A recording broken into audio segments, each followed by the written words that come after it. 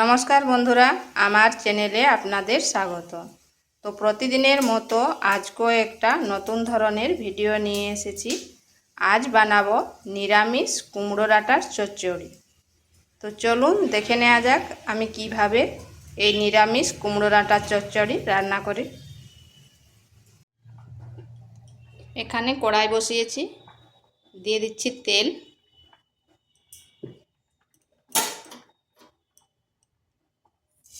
ফোড়নে দিচ্ছি 5 ফোড়ন আর শুকনো লঙ্কা। দিয়ে দিচ্ছি কেটে রাখা আলু।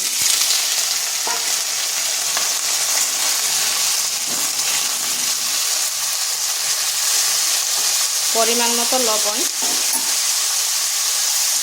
আলুগুলো ঠিক এইভাবে ডুমো ডুমো করে কেটে নিয়েছি।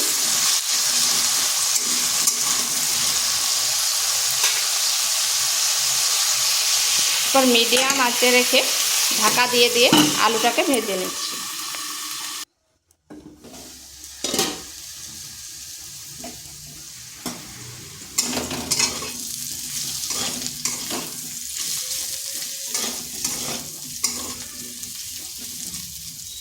আলুগুলো ভাজা ভাজা হয়ে গেছে। এরপর এখানে দিয়ে দিচ্ছি এই কুমড়ো শাক আর পাতা।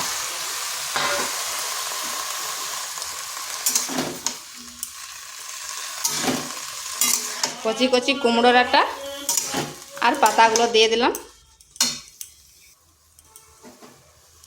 এখানে আর একটু লবণ দিয়ে দিচ্ছি, যেহেতু আমি তখন আলুর আন্দাজের লবণ দিয়েছিলাম।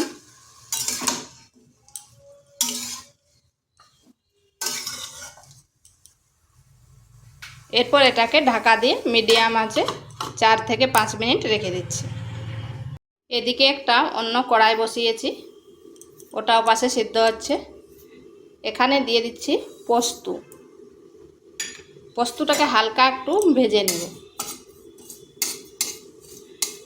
পোস্তটা যদি একটু ভেজে করে দেওয়া হয় তাহলে কিন্তু এর টেস্টটা দুর্দান্ত হয়।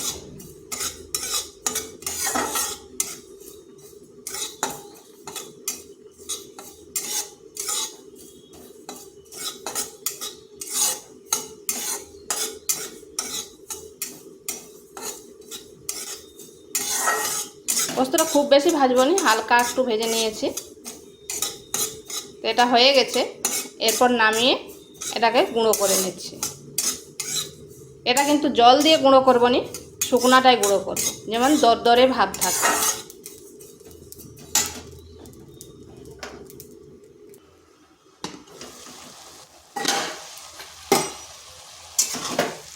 দেখুন এই কুমড়ো ডাঁটার থেকে কত জল বেরিয়েছে।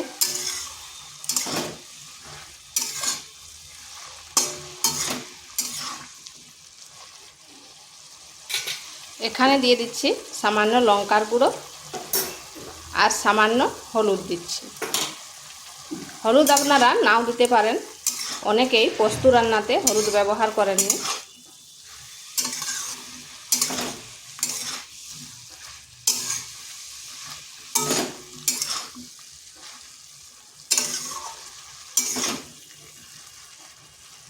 এটাকে আর কিছুক্ষণ ঢাকা দিয়ে রেখে দিচ্ছি।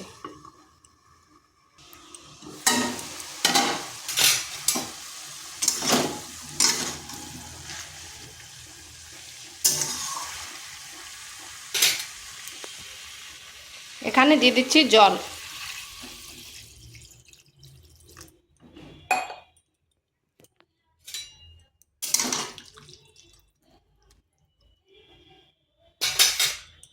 ঢাকা দিয়ে আবার কিছুক্ষণ রেখে দিচ্ছি।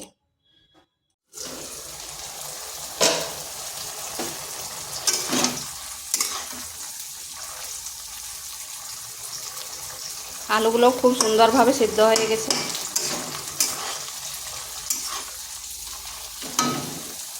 এরপর এখানে দিয়ে দিচ্ছি ওই পোস্তটা যে গুঁড়ো করে রেখেছিলাম, এইভাবে দরদরে ভাব করে দিয়েছি। তাতে খাবার সময় মুখে যখন লাগবে খেতে কিন্তু দারুণ হবে।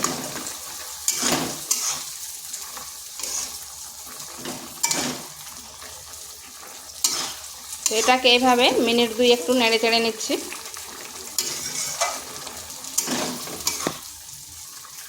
নিরামিষ দিনে এই রান্নাটা করে দেখতে পারেন, খেতে কিন্তু দারুণ হয়। আর গরম ভাতের সাথে তো আর কোনো কিছুর প্রয়োজন হবে না।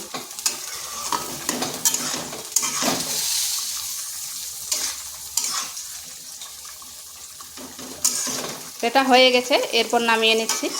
আর ভিডিওটা ভালো লাগলে লাইক, শেয়ার, কমেন্ট অবশ্যই করবেন। আর নিত্য নতুন রেসিপি পাওয়ার জন্য চ্যানেলটিকে সাবস্ক্রাইব করবেন।